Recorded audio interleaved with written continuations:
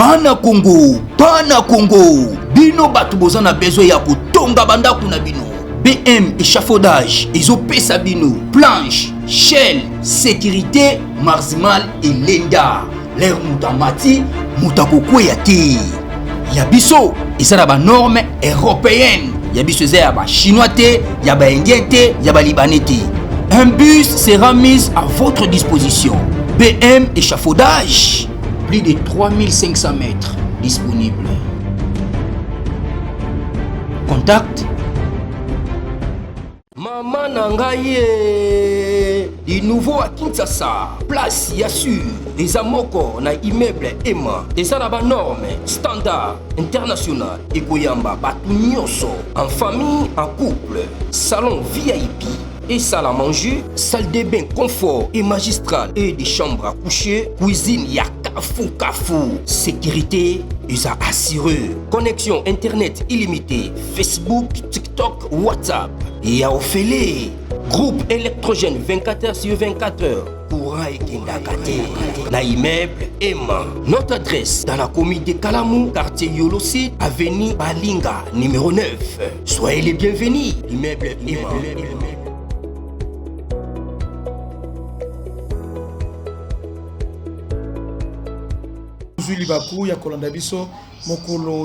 Nous sommes aujourd'hui jeudi le 29 janvier 2026. Bienvenue à ce nouveau numéro. Tout partager massivement. Esaïe Koinda, Est République démocratique du Congo. Une très bonne nouvelle, parce que bonne nouvelle, Mikolo, tout ça, Essengo. Donc, nous venons encore de recevoir une très bonne nouvelle dans la journée Yalelo. Donc, les nouvelles sont bonnes à niveau fond. À niveau fond, les nouvelles sont vraiment très bonnes. Tout partager, tout liker, tout partager. Pendant que nous parlons, Walungu Centre. Walungu Centre, où ils allaient presque verrou stratégique pour Nabukav. Walungu Centre, où ils allaient verrou stratégique, il y a Bukav. Vient de passer sous le contrôle, il y a FRDC.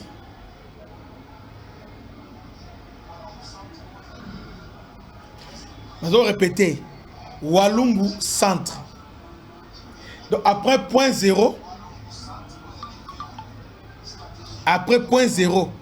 Walungu passe sous le contrôle, il y a FRDC et les Wazalendo. Le M23, selon plusieurs sources, après avoir perdu le point 0, parce qu'ils se sont beaucoup donné dans le niveau il y a combat, alors bah, s'est retiré dans Walungu Centre et aussi dans Kaziba. Aussitôt, et le FRDC va prendre le relais. Malamoko automatique, le FRDC va prendre déjà relais. Donc, le FRDC a une minute, Bazana Katia Walungu Centre. Donc, Oyo eza maman na nouvelle et puis Essengo Makasi. Entre-temps, vous voyez que Walungu, il y a un penza parmi d'ailleurs Walungu na eza presque Bukavu. Vous voyez, parce que eza presque à côté mon territoire aux entourés Bukavu. Eza Walungu et Kabare. Alors, avec la prise de Walungu, et faciliter Makambu et Belé. Côté à Katal, toujours dans Bukavu, mais côté sur Kabare, les Lebitumezai, Penza Makasi, donc le Wazalendo et le FRDC, en tout cas, repousser la M23 à niveau il y a parc, il y a Kaozi, Biega. En tout cas, il y avait vraiment affrontement Penza Yamakasi. Mais j'ai beaucoup aimé, avec la reprise, il y a Walungu Centre, beaucoup de choses vont changer. Et les FRDC ont réussi, il y a consolider leur position au niveau il y a point 0. Ils ont avancé aussi vers Minembwe. Donc dans les heures qui viennent, Minembwe Centre, aérodrome, tout. Et cause là sous contrôle, il y a FRDC. Donc en tout cas, bravo le FRDC Osala musala kitoko pe musala malam. En tout cas boende zalaka. Ba nouvelle la boende to sepelaka. On m'a dit que ah nouvelle bien. C'est bien. Comme ça, ils a bien. Alors, il y a une autre nouvelle, ce qui s'est passé hier. Lobby, que 2 avions américains ont survolé le territoire rwandais. En même temps, le vice-président américain a béni Kagame pendant 1 minute, 17 secondes. Donc, un appel très court, mais très déterminant et très significatif. Je répète, le président, il y a États-Unis, le vice-président des États-Unis, il a appelé Kagame pour l'avertir. Ah, Omonia, ok, ils sont là, ils sont là, ok. Il y a que Yambala Oyo, on ne va pas reculer. Soit de ton propre gré, ou se soumettre, soit hein, nous imposons la paix par la force. Parce que les Américains ont lancé une opération d'une grande envergure avec Africom, Angola, Égypte ainsi que Israël. C'est-à-dire, na bisika na Simbiwana, États-Unis azana ba base na yi. Il y a une opération imposer la paix par la force, dirigée par les États-Unis, supervisée par l'Africom. En fait, tout le monde a stade douana, non, la sanction seulement. Tout le stade Oyo, les Américains veulent maintenant que les gens rendent compte. En tout cas, Égypte avec Israël, baza appui moko très déterminant. Et ce moment Mikolo, le FARDC discipline, au moment le FARDC Mikolo, façon bazo se comporter sur le terrain. Au moment c'est la différence. Au moment que pour parvenir à maîtriser réellement le terrain, pour maîtriser le terrain. Il y a des gens qui bon moni au monité da subongote. Ya subongote. Et là subongote. En tout cas, pour maîtriser ba makambu ebele. Et surtout na niveau on a Fizi. Obiga Fizi ezalaki penza na bando la té.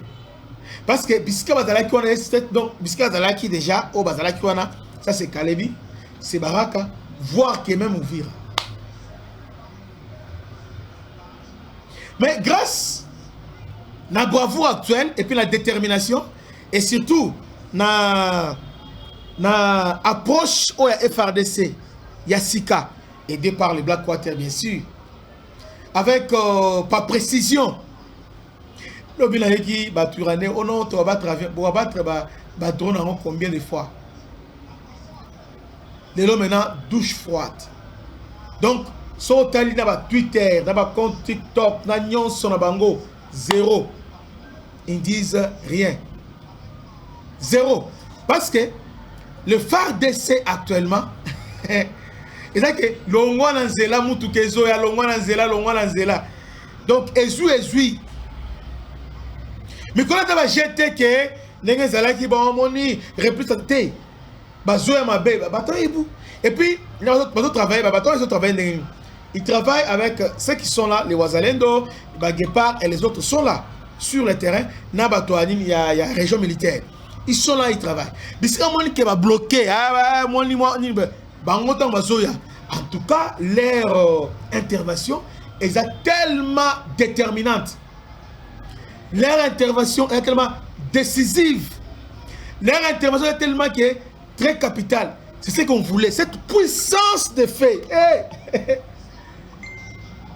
Tolinga une puissance de fait. Bandeko, vous partagez et puis vous likez, vous partagez. Cette puissance de fait, tu vas nous depuis Kala, puissance de fait à Boy. Et aujourd'hui, nous sommes contents, nous sommes ravis. Il y a comme on a que le FRDC grâce à l'organisation, grâce à leur bravoure, grâce à leur détermination, ils sont allés de succès en succès, de victoire en victoire. Il oblige maintenant intelligemment l'ennemi à se replier. Maintenant, c'est un repli stratégique. Mais ce qu'on a, combien de replis stratégiques? Il parle des retraits. Non, ce n'est pas les retraits. Ça, c'est le repli. C'est ça. Des replis. Il y a stratégique. Il y a un repli très honté. Parce qu'ils disent que nous sommes perdus dans la terre. Nous sommes combat sans victoire. Maintenant, nous sommes où? Tozawapi. Tozawapi. Coincé. Panique et Zamakasi. Bazo paniqué dans front nyonso bisike za walikale ezalani ba meki na nyonso bato ba dernièrement na bureau dans grand fond façon beti bango alors ba meki otala bazo ta awa tomela susute à part le bureau ils ont essayé walikale écoute donc ils sont déjà cadavérés donc yambala oyo Bagé wana oyano sama liboso wana un tel a trahi oh apes ordre bon reculer apes ordre oh non boy ordre et sili il y a un seul commandant c'est le chef de l'état et na ba chef d'état-major général na ba commandant task force et puis sur le terrain ils ont changé de tactique hein attends non commandant régiment non brigade wana ba ke boy a changé. Yambala Oyo, il y a les unités qui sont sur le terrain. Oh, les alliés pensa, les autres se surveillent, en bango. Oh, commandant secteur à lobby. J'ai beaucoup aimé Dounia, le général Dounia, m'a nommé commandant région. Je crois qu'il était, pas une fille, parce que c'est récent, il était commandant région. Hein, en tout cas, commandant région Calamité. Avec le commandant région Calamité à Canada, Bazungi Sidou. C'est quelqu'un qui a la maîtrise du terrain et vit aussi son background, hein, et il a commencé déjà, il a inspecté le terrain, tout ça. Il est aussi homme du terrain. Vous voyez, mais ce qu'il faut retenir ici, petit à petit, avec ou sans leur consentement, en d'autres termes, décret ou de force, ces gens nous sont en train de les déguerpir. Et nous subir oyo, même dans rêve, bandimate, même dans doto, bango, bandimate que et faire ça va exploiter bon. Ah, bah comment replier ah, ils replient non? Nawaloum, qu'est-ce qu'ils ont fait? Façon on les a encerclés. Façon qu'on les a malmenés, habité Tolongo, qu'est-ce qu'ils font maintenant? Quand ils replient, ils prient Bangombe Batou, ils prient Boutique Batou, ils mis tout Kabatou, ils prient téléphone, ils prient Bilo, Kopeko Boma, assassinat ciblé. Assassinat ciblé. Et tout ça pourquoi? Parce que moral na bango, morale na bango donc morale ya okita na niveau moko ya kosakanate. Morale na bango za orabe. Morale na bango za pesa na sema kasi bande konanga. Leur morale aujourd'hui, ces gens-là qu'on pensait que bango za super homme. Les gens sont des guerriers. Non, ils ne sont pas les guerriers. Ce sont des mythes où il faut détruire. Hein? Ils ont le niveau de trahison. Oh non, ils sont organisés, et ils sont ceci. Bon, alors nous sommes là. Tant que l'onga et l'okowana, bouillage, ton long système, on a bouillage. Ton long système entier rien au travers de Black Water. Et c'est fini. Ils savent encore. S'ils sont, ils sont résistants. Chaque fois, on nous a mis ça dans la tête. Ah, Rwandais, ah, Bundaka, toi, tout ça. Mais ils sont là. Non, FRDC, Autofinga, FRDC. Oh, FRDC. Combien de militaires, combien de pays ont ce FRDC? Cette guerre, c'est la France, c'est la Pologne, surtout c'est la Chine. Mais les FRDC sont toujours debout. Ils sont là. Hormis quelques brebis d'Alaise. Mais le reste, en tout cas, discipline et zongi au sein de la FRDC. Hier, j'étais choqué. J'ai suivi audition, témoignage, il y a général Constant Dima. Tant que le Baka Constant Dima a été piégé, bon, tout ça va fatiguer. Constant Dima va expliquer comment Bunagana n'a pas localité belé Kwei. Comment le Rwanda a corrompu les généraux.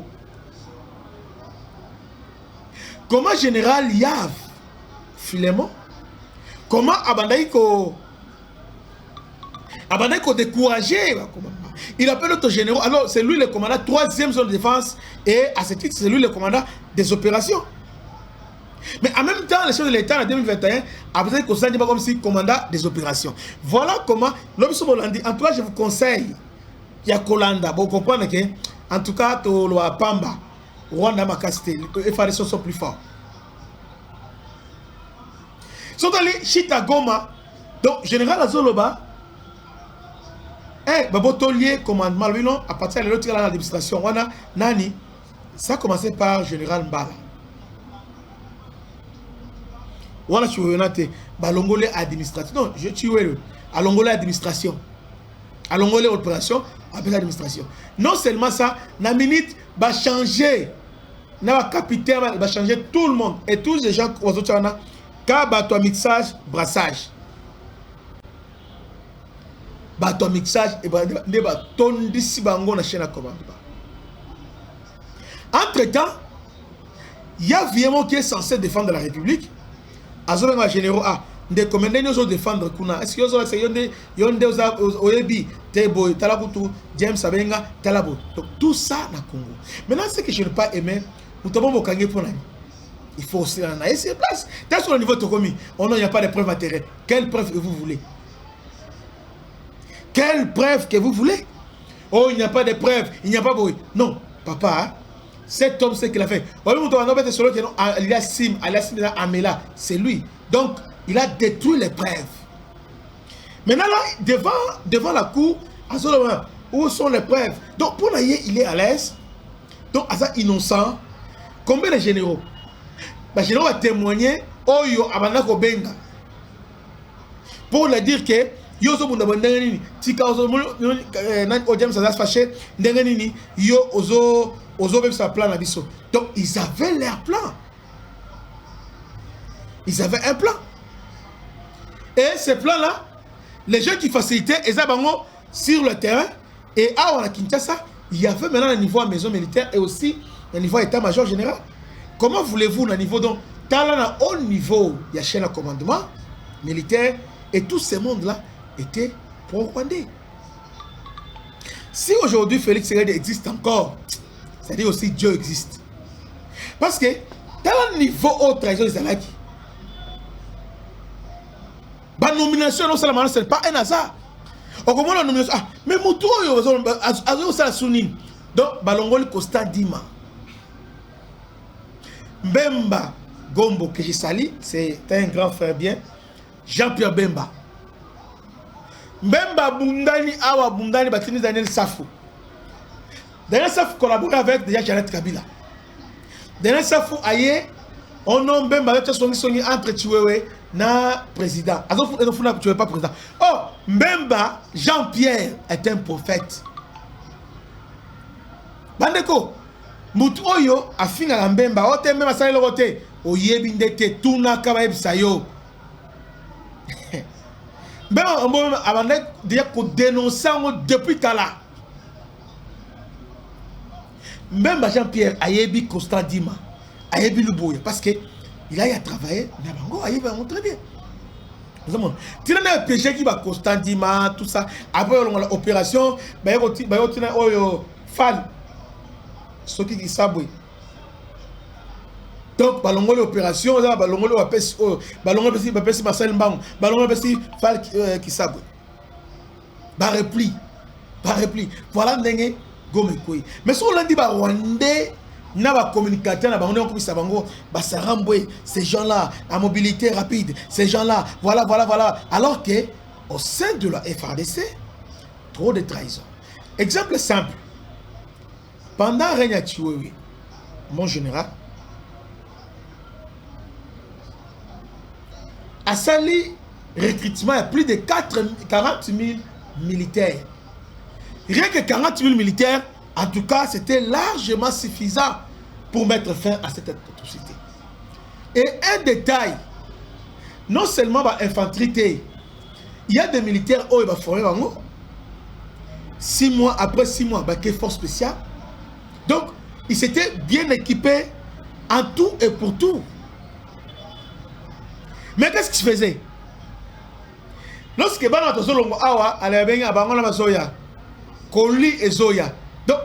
militaires, les forces spéciales qui viennent en appui, oh, Koli n'a bien alors, bravo Mike, Koli et Komi, Koli à les Zoya.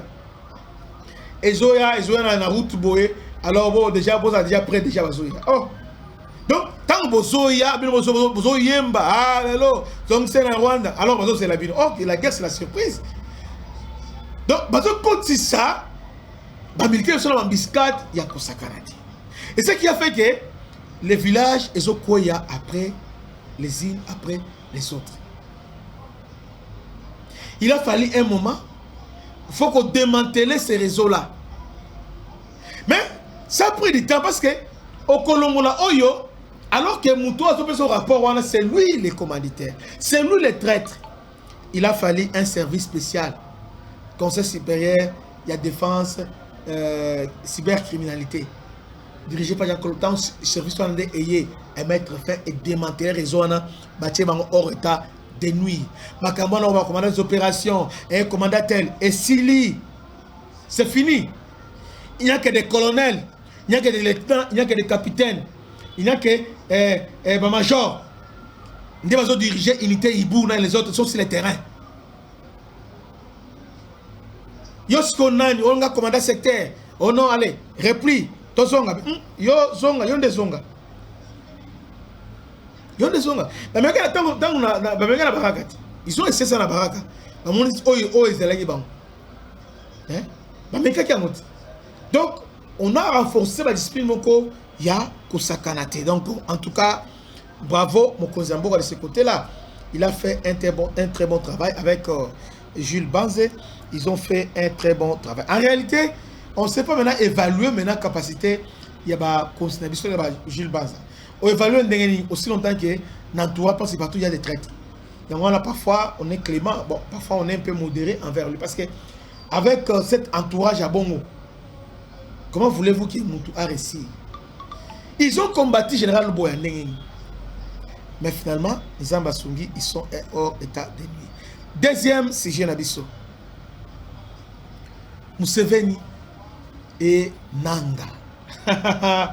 Ezaya Koinda. Museveni Nananga. Museveni a lobby, je suis prêt à collaborer. Nayebi comment rejoindre. Nayebi, je suis prêt à collaborer.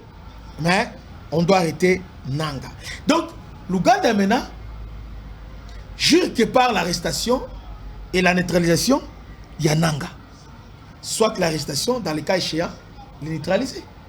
Donc voilà maintenant Nanga comment il s'est mis dans les pétrins. Tout ça parce qu'il est marionnette, il y a Paul Kagame.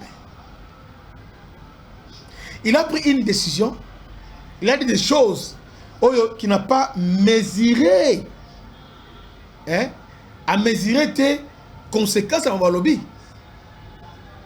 Hein? Il n'a pas mesuré ça. Aïe donc à partir de l'Omoni. D'ailleurs, Rwanda nous soutient, oui. Nous avons collaboré avec les Rwandais, mais aussi avec l'Ouganda. Ah bon? Entre-temps, Ouganda et Tanzanie, ils ont des problèmes. Il y a l'élection. Par quel moyen va sanctionner Bango? Parce que surtout Ouganda, ce qui vient de se passer, c'est horrible en Ouganda. Et Ouganda, aïe, puis ma que ceux qui vont fonder au niveau, il y a cour de justice. Ayebi ke a kuna benza basakalangate. Pendant que Ouganda est en train de jouer un rôle sombre à l'Edanga, alors que Nanga azali un petit protégé à Ouganda. Bananga, Bamakenga, elles sont des gens de l'Ouganda. Banda voilà la place là, hôtel, place azali basi na bango, c'est en Ouganda. On dit être marionnette.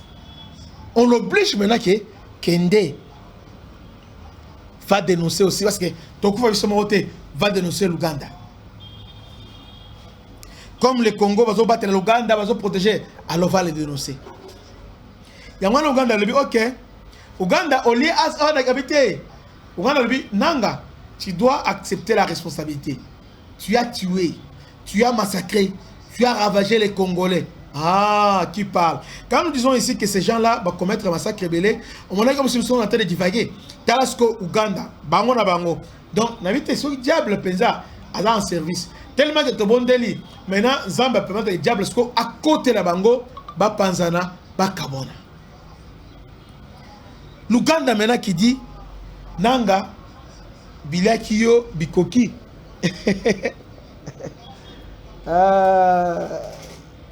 Chaque chose a son temps. Chaque chose a son temps. Bande quand on est selon Nanga ça est le côté, ote Nanga c'est lui Nanga kuya. Yewanat. Yewana. Azoe bate sikoyo agosuka ndenge nini. Nanga agosuka ndenge nini parce que awa Uganda a fongoli mi super azokanelega biyo. Petit yo, ah ok. Museveni n'a pardonné la terre, Museveni n'oublie pas. Et puis, il y a quelque chose avant, avant la cité.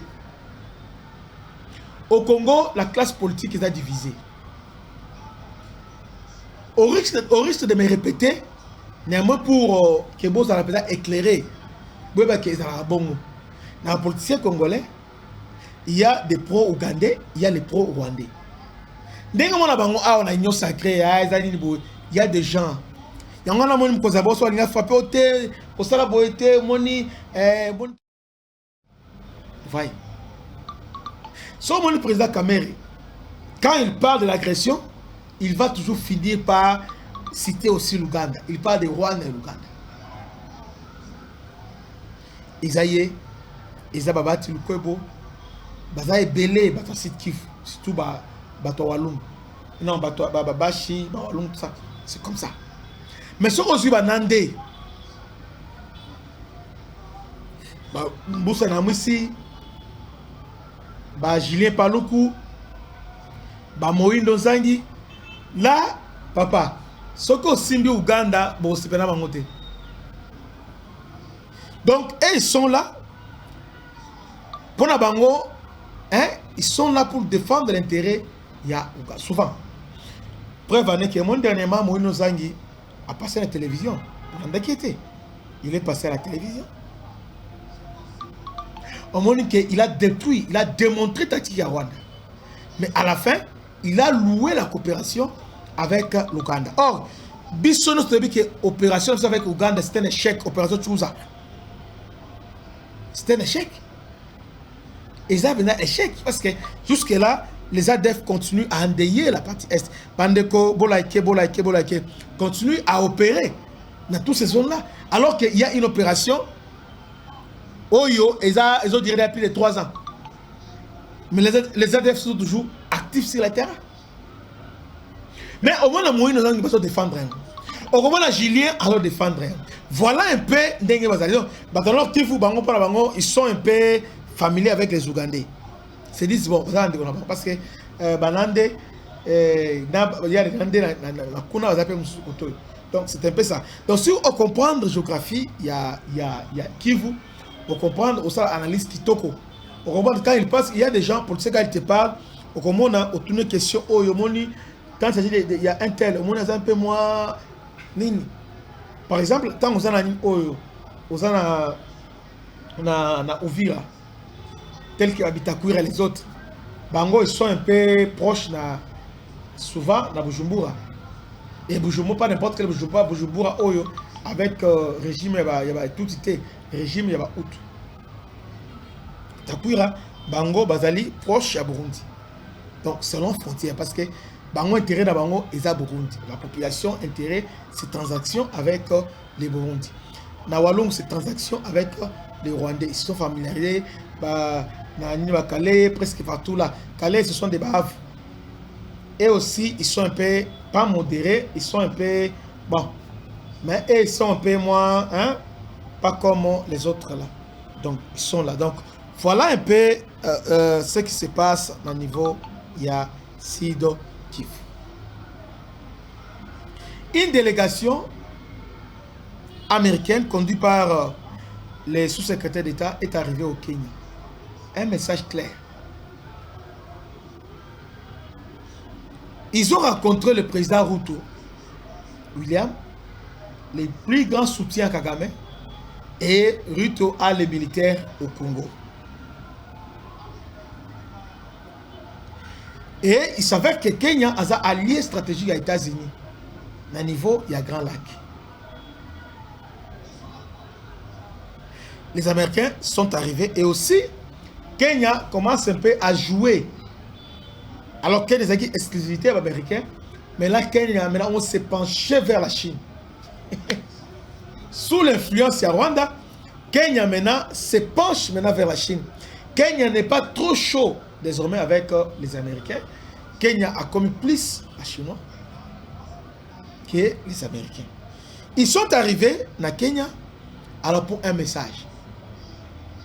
Le message est clair. Retirez-vous en RDC et dites à votre ami que Yambala Oyo est en place Oyo Keneta Okimelate. Ils sont arrivés, ils ont parlé avec le président Ruto. Au tel cas, visage Oyo, il y a un message qui vient de passer. Donc, Nathan Mouké appelle, il y a vice-président, Abraham Kagame, et sous-secrétaire d'État, a commis déjà dans Kenya. En tout cas, les choses bougent. Pour les gens qui pensent que Makambo a changé, Makambo Ezali, pour changer, Ezali, Kobongwana. Vous voyez, beaucoup de choses ont en train de changer dans la guerre au Bandeko. Donc, Makambo Belé, ils ont changé. Donc, bien que tous ont constaté en beauté, Boyebake, Makambo Belé, Ezali, pour changer. Et surtout que les Américains ont lancé cette opération-là, imposition de paix par la force. Vous voyez? Donc, ils ne veulent pas qu'aucun pays à s'interposer lorsqu'il sera question de frapper Paul Kagame. Que Dieu vous bénisse. C'était votre humble serviteur, le bishop Christian Lao. Abonnez-vous massivement, partagez. Salutations spéciales honorables, M. Blaise, dit tout mon ici. Que Dieu vous bénisse. À la prochaine. Ciao.